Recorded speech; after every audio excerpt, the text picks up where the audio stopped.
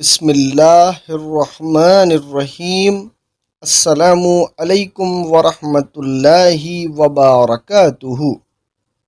غصے کی حالت میں طلاق دینا۔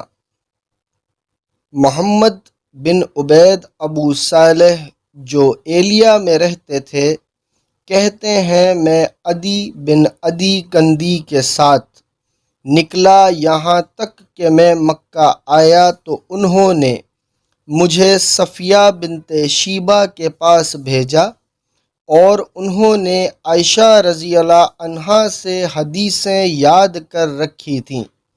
وہ کہتی ہیں میں نے عائشہ رضی اللہ عنہا کو کہتے سنا ہے میں نے رسول اللہ صلی اللہ علیہ وآلہ وسلم کو فرماتے سنا، زبردستی کی صورت میں طلاق دینے اور آزاد کرنے کا اعتبار نہیں ہوگا۔